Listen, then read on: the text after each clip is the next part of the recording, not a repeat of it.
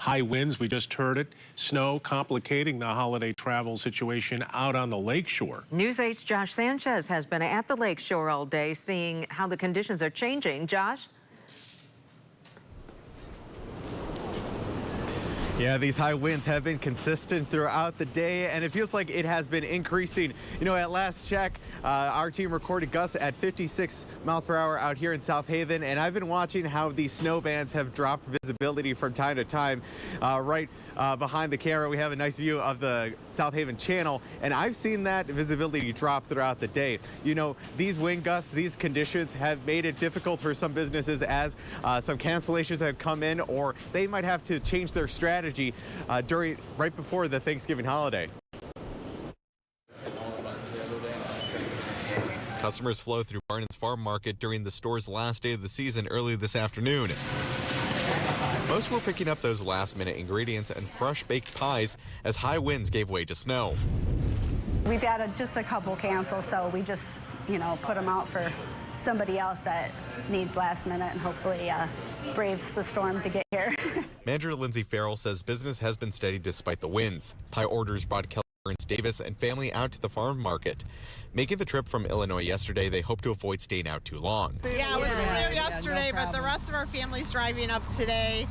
One's on the road now, and the rest are coming hopefully in another hour or two, but hopefully they get here before the snow comes in. At least we have enough food to last us if there's a blizzard, so we're all set. We're all set. Outside of the market, Angelo Salinas opens up shop selling dozens of Christmas trees that he says are quickly becoming a Thanksgiving tradition. The high winds have made it hard for the trees to stay in place. They have a spike drilled in the bottom of them to hold them up on the stands, and it's about 3-4 inches in there. And the wind's blowing them so hard that it's snapping off, so I got to cut the butt ends and redo them again, and re-drill them, put them back up. It's kind of hard to keep up today with it.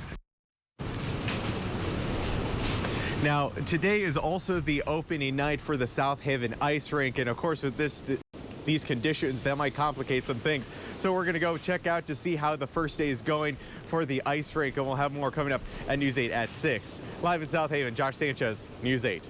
Yeah, there might be a bit of a headwind there at the rink. The winds throughout the day have led to scattered power outages in West Michigan. News 8's Kyle Mitchell is live in Grand Rapids with how people are navigating the storm. Kyle?